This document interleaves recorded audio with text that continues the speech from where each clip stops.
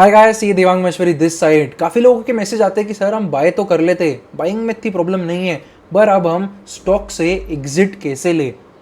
ये बिल्कुल वैसा ही हो जाता है जैसे कि अभिमन्यु के साथ महाभारत में हुआ। आप घुस तो जाते हैं स्टॉक में बिल्कुल तेजी में, एकदम फंडामेंटल स्टोरी पढ़कर, एकदम प्राइस मूवमेंट देखकर, पर अब उसे निकलना कैसे है ये पता नहीं होता है। आउटकम ये आता है कि आप या तो जल्दी बेच देते हैं, उसके बाद स्टॉक में बहुत अच्छा मूव आ जाता है, या आप बहुत लेट बेचते हैं जब तक स्टॉक में पूरा रन आकर निकल भी जाता है।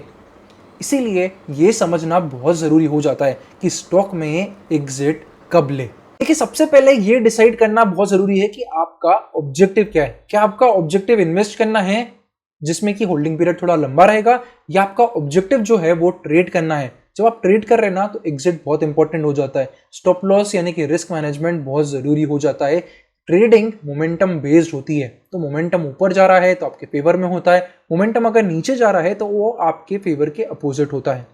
बहुत बार है ना, मैंने इसमें बहुत उल्टी चीज़ें देखी है। दो मेजर मिस्टेक्स जो इसमें लोग करते हैं वो ये कि एक शॉर्ट टर्म मोमेंटम के बेसिस पे वो ये डिसाइड कर लेते हैं कि हम स्टॉक को अब लंबा रखेंगे। क्या होता है, स्टॉक एकदम 10% मूवमेंट आ गया, कुछ न्यूज़ आ गई और लोग बिल्कुल इमोशनली ऐसे हो जाते हैं, ये तो मैं लंबा रखूंगा, स्टॉक बहुत अच्छा कंपनी है, बढ़िया तेज मूवमेंट आ रहा है, इसको मैं इतनी जल्दी बेचने नहीं वाला, नहीं नहीं नहीं बेचूंगा ही नहीं मैं तो इसे।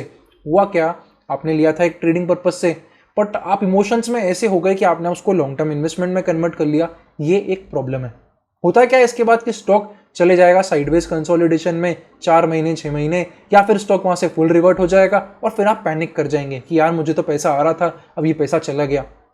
सेकेंड मैंने मिस्टेक जो देखी है वो ये देखी है कि स्टॉप लॉस पे लोग कट ही नहीं करते। जैसे ही पहले तो वो स्टॉप लॉस सोचेंगे जरूर कि हम इसमें इतना स्टॉप लॉस रख रहे हैं, पर जब स्टॉप लॉस हिट होगा ना तो वो ये करेंगे कि यार कंपनी तो बड़ी अच्छी है, ये आ जाएगी वापस, होल्ड करता हूँ यार, नुकसान तो नहीं काटूंगा इसमें, मैं इस कंपनी में तो मैं नुकसान लेके निकल नहीं जाऊंगा। तो वहाँ पे होल्ड करते, पता पड़ता है फिर वो स्टॉक गिरता ही जा रहा है, गिरता ही जा रहा है, 30% 40% निकल गया, उसको रिकवर होते होते 1 साल लग गया, 1.5 साल लग गया, और फिर फंड पूरा ब्लॉक हो जाता है। ये दो पॉपुलर मिस्टेक्स होती है इस कारण से क्योंकि आप आपके ऑब्जेक्टिव पे फिक्स्ड नहीं है। पहले तो फिक्स हो जाओ, यार ये अच्छी कंपनी है, ग्रोथ है, मैं इसमें इन्वेस्ट ही करूंगा, ये ऐसा है, मुझे इसमें ट्रेड ही करना है, और जो ऑब्जेक्टिव से फिर आपने कंपनी ली है आप उस ऑब्जेक्टिव को फॉलो करो। अब हम वीडियो में बात करते हैं कुछ अलग अलग तरीके की, जहां पे अलग अलग तरीके से आपको सेल डिसीजंस लेने। सबसे पहला आता है आपका एक शॉर्ट टर्म ट्रेडिंग। देखिए, शॉर्ट टर्म ट्रेडिंग जो होती है, स्विंग ट्रेडिंग भी इसे बोलते हैं, 2 दिन से लेके 20-25 डेज तक जा सकती है। इसमें हम जो बाइंग डिसीजंस लेते हैं वो यूजुअली लेते हैं किसी इंडिकेटर के बेस पे, प्राइस एक्शंस के बेसिस पे, पैटर्न्स के बेसिस पे, कुछ टेक्निकल चीज के बेसिस पे यहाँ पर बाइंग डिसीजंस होते हैं। और स्विंग ट्रेडिंग में एग्जिट बहुत जरूरी हो जाता है। दो तरीके से यहाँ पे आप एग्जिट की स्ट्रैटेजी बना सकते हैं। सबसे पहले एक कंसेप्ट है रिस्क रिवॉर्ड। आप इस कंसेप्ट को यूज कर एक एग्जिट स्ट्रैटेजी बना सकते हैं। कैसे, वो बताता हूं। फॉर एग्जाम्पल, आपने एक स्टॉक लिया जिसमें आपने 7% का स्टॉप लॉस सेट करा, वो दिखा कि यार ये रीसेंट टर्न था, 7% यहाँ पे एक अच्छा स्टॉप लॉस बन रहा है, 6-8% 9% जो भी आया वो आया।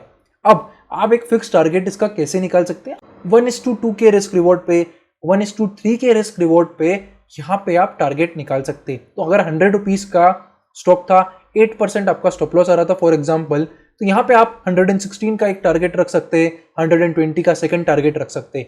तो ये फिक्स टारगेट मैकेनिज्म हो गया, जहाँ पे हमने रिस्क रिवॉर्ड रेशो को बार बार रिपीट करने का डिसाइड करा कि हम ये रिस्क रिवॉर्ड को बार बार रिपीट करते रहेंगे, नेट आउटकम प्रॉफिटेबल निकल जाएगा।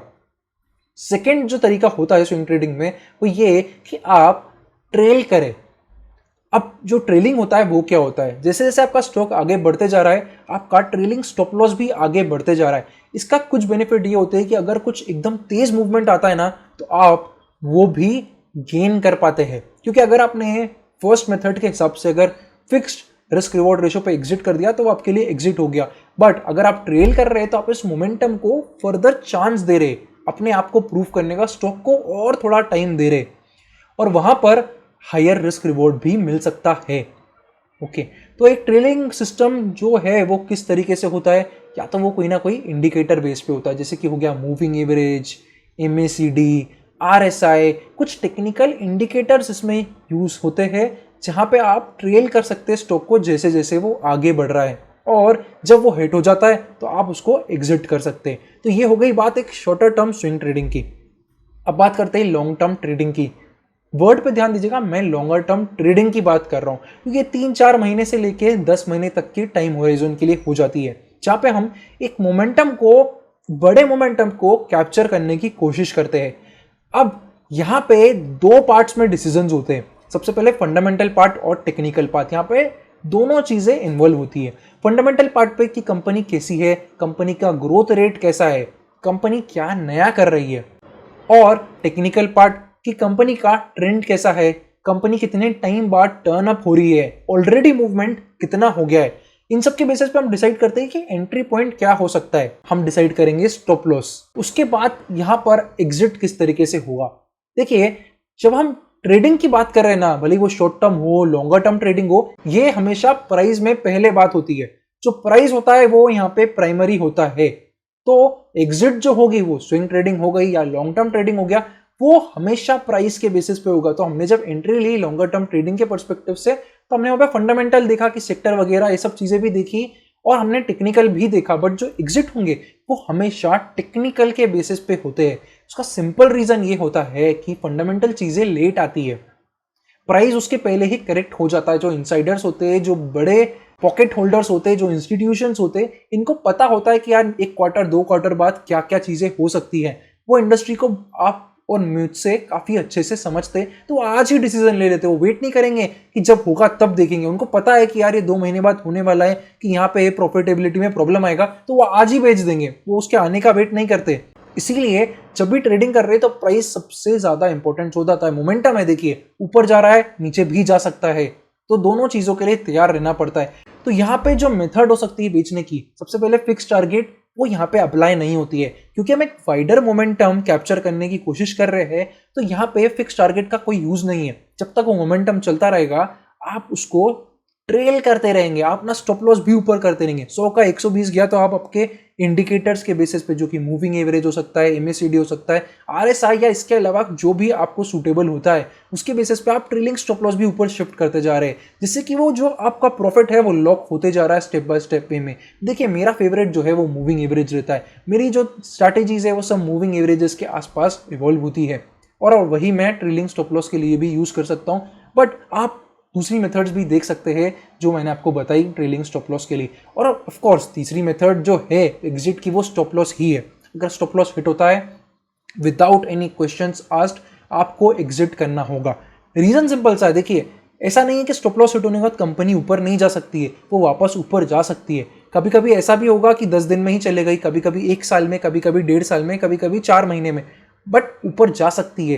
बट स्टॉप लॉस का पर्पस सिर्फ ये नहीं होता कि हमारे रिस्क को लिमिट करे। स्टॉप लॉस का पर्पस ये और होता है कि हमारा जो कैपिटल है वो भी फ्री हो। देखिए, ट्रेडिंग में कैपिटल रोटेशन बहुत इंपॉर्टेंट होता है। अगर आपका कैपिटल ही फंस जाता है तो वहां पर प्रॉब्लम आ जाती है। अब बात करते हैं हम तीसरी स्टाइल की, जो है वॉरेन बफेट स्टाइल, यानी कि लॉन्ग टर्म इन्वेस्टिंग, जहां पे स्टॉक खरीदते हैं और बेचने का सिस्टम ही नहीं होता है। वहां पे होता है कि हम बाय कर रहे कंपनी को and we will hold it forever.